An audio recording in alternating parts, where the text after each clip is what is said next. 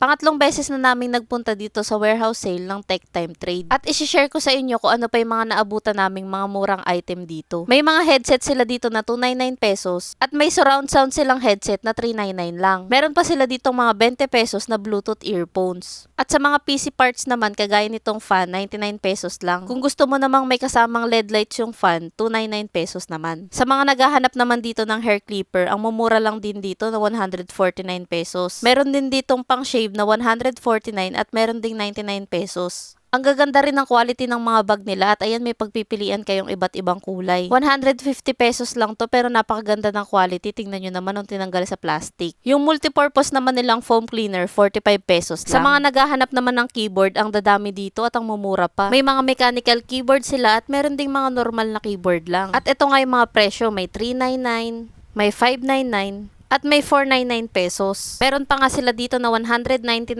lang, may keyboard at mouse ka na. Marami ka talagang pwedeng pagpilian ditong mga keyboard na pasok sa budget mo. Medyo na late na nga kami sa warehouse sale nila. Yung unang mga item kasing nakadisplay dito, mas mura pa dito. Tingnan nyo naman nung unang pagpunta namin, talagang may mahabang pila bago ka makapasok dun sa loob. Hindi lang kasi puro PC parts yung available dito. Meron pa sila ditong electric breast pump na 299 pesos lang. Meron din ditong mga accessories sa motor o kaya naman sa sakyan kagaya nitong LED light na 50 pesos at alarm disc lock na 199 pesos lang. Kaya nga pala kami bumalik dito kasi wala pala silang GCash payment. At hindi nagkasya yung dala naming cash dito sa bibilhin naming PC case. Tingnan nyo naman ang gaganda ng case nila pero 499 lang yan. Ito nga pala yung napili namin dito yung color black na may tempered glass. Napakamura na nito kasi kung bibilhin nyo online 1,000 yan mahigit. Hindi lang itong PC case yung binili namin. Bumili pa kami ng mga earphones at saka headset. Sa headset nga pala bago kayo umalis pwede itong i-testing dito. Sa mga nagtatanong nga pala kung paano pumunta dito. Sakay lang kayo ng LRT2 at bumaba kayo dito sa may Recto Station. Mula doon, sakay kayo ng jeep pa Divisoria. At sa Divisoria, sakay kayo ng Gasak or Nabotas na jeep. Next na ginawa namin, sinearch na lang namin yung Tech Time Trade sa Google Map para may guide kami kung saan kami bababa. Sa pag-commute naman pabalik, ganun lang din, sasakay lang kayo ng jeep pa Divisoria. At sakay lang din kayo ulit pabalik doon pa LRT2.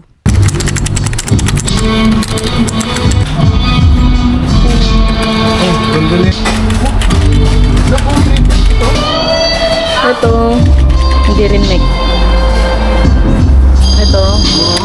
Sa mga dadayo nga rin pala dito sa may Tech Time Trade, malapit na dito yung Ugbo Street. Kaya kung naghahanap kayo ng food trip dito sa Tondo, try nyo na rin dumaan dito at tingnan nyo naman na pa-food trip kami ng malala. Lahat nga pala ng tinry namin pagkain dito sa Ugbo ay naka-upload na dito sa aking mga accounts. Kaya guys, check nyo na yung mga naka-upload ko para alam nyo na yung mga presyo ng mga pagkain dito sa may Ugbo. Mga kachi po yan.